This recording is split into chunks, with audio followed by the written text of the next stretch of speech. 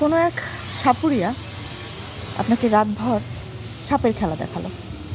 আপনার উঠোনে দাঁড়িয়ে নানা রকম কসরত করে সাপের খেলা দেখিয়ে আপনার মনোযোগ আকর্ষণ করে আপনাকে তার আবেগের সাথে জড়িয়ে নিয়ে সেটাকে যথেষ্ট পরিমাণ যুক্তি আছে, সত্যি আছে, সততা আছে এবং এটার মধ্যে অনেক একনিষ্ঠতা আছে বলে আপনার কাছে সে দাবি করলো যে আপনি যাদের বিশ্বাস করেন বিষয়টি, এতে করে যেটা হবে সকালে আপনি দেখবেন যে এই সাপ স্বপ্নের মাধ্যমে আপনাকে কোনো একটা পুরস্কার প্রদান করেছে।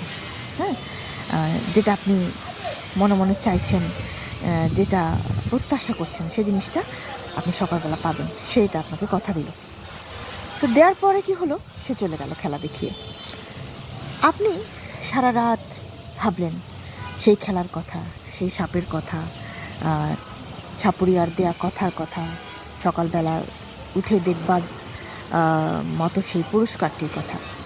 কিন্তু সাপুরিয়া কী করলো, আপনাকে খেলা দেখিয়ে চলে গিয়ে বাজি ফুটাতে আরম্ভ করলো, হুক্কা টানতে শুরু করে দিল। কারণ আপনাকে দেওয়া কথার মধ্যেই সে ছিল, তার ভেতরে সে আসলে ঢোকেনি। কারণ এটা ছিল আপনাকে জুজুবুড়ির গল্প বলার মতো একটা বিষয় তার কাছে, এবং এটা ছিল জাস্ট আপনাকে টেস্ট করা কিংবা আপনাকে নিয়ে খেলা, যেমনটি সে সাপের সাথে খেলেছে বলে আপনাকে দেখিয়েছে, সে আপনার সাথেও আসলে খেলেছে। এটা একটা তার বিভিন্ন বিনোদনের মধ্যেই পড়ে।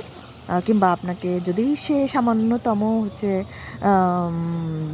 রেসপেক্ট করে থাকে, তাহলে সেটা আপনাকে সে কোনো একটা কারণে শান্ত করবার চেষ্টা করেছে সেই খেলার মাধ্যমে।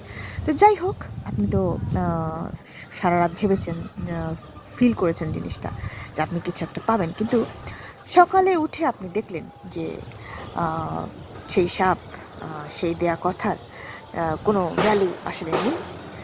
এটা এই সাপুরিয়ার একটা ধূর্ততা কিংবা ভুলো মনের একটি পরিচয়, যেটা সে দিতে দিতে অভ্যস্ত হয়ে যাবে বা ছিল এরকম তার অভ্যাস। তো যাই হোক, আপনি কি করবেন? আপনি কি আঘাত পাবেন, নাকি নতুন করে বিশ্বাস করবেন যে না, আজ হয়তো সাপুরিয়ার কথা ফলেনি, কিন্তু জীবনে একদিন না একদিন ফলবে? আসলে বিষয়টা তেমন না। যখন কোনো বিষয় নিয়ে একটি আবেগ একবার তৈরি হয় এবং সেটা যখন একবার চলে যায়, সেটা আর কখনো ফিরে আসে না।